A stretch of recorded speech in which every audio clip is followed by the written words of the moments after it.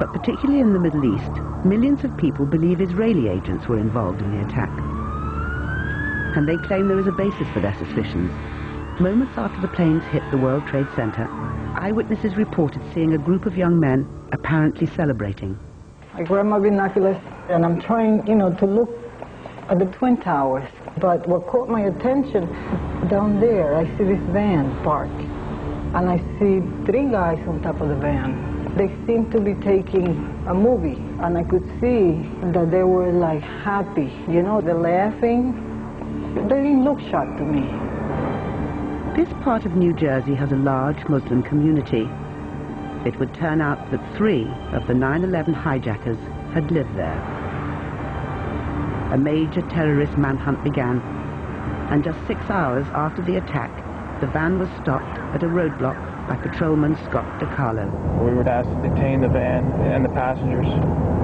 They were just removed from the vehicle, patted down for safety precaution, and detained. 911 call at 410 Park. I think once the FBI arrived, one of them stated that they were on our side. There's something to that effect. The mood was confusion. As people were driving by, they were screaming all sorts of excerpts. Profanity, things to that effect. Nothing that I'd care to repeat. 3-1 day, they're in service.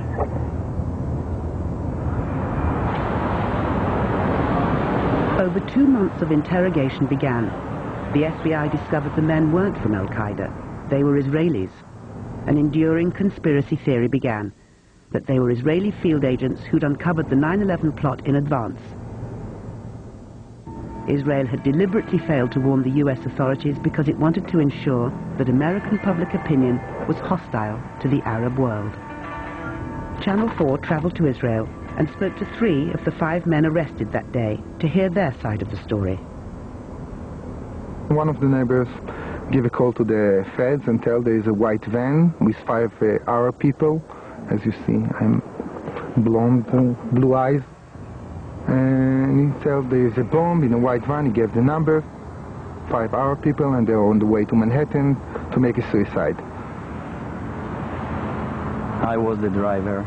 The policeman took his gun and put it in my head. Where are the bombs? Where did you want to do the suicide? And I don't know nothing about what to say. But I told them that I'm just a tourist from Israel, I'm Jewish. And he told me, don't talk, if you talk I'm going to shoot you. People were spitting on us from the street. They are passing with the cars and spit on us.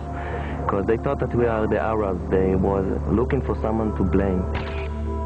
A passerby took these photos of the police searching the van. 5 men were inside it. Some had dual nationalities and were carrying more than 1 passport. Others had flight tickets to leave the US within days. Fearing robbery, one had over $4,000 hidden in a sock.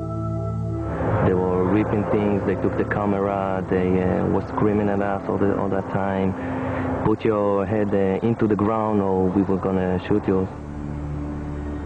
They told interrogators they were working for Urban Moving, a shipping and storage firm run by an Israeli businessman who often employed Israeli students without work permits. The men say there was an innocent explanation for what was found in the van and their behavior on 9/11. They were, they say, simply on a working holiday. We heard in the news that one of the planes was crashing down the building, and we thought it was an accident at the beginning. So we went up to the roof of Urban Moving, and we saw the building burning. There is a better view from a building in Jersey that is up a hill, straight line to the World Trade Center. We decided to go up there. It's like 2-3 minutes from the office. Stand over there and take some pictures. Everyone wants pictures like this in his camera. Their boss at Urban Moving, Dominic Suter, was questioned by the FBI, but then disappeared back to Israel. It left lots of unanswered questions and fueled suspicion about the 5 men. Investigators seized the firm's computers, and the investigation took on a new urgency with multiple lie detector tests. They continued to ask, did you No, the terrorists, did you know where they flew from? Did you know what they were supposed to do? The answer all the time is no, I don't know even what you talk about. The FBI wasn't satisfied. Channel 4 has learned from intelligence sources that some of the men's names were already known to American counterintelligence.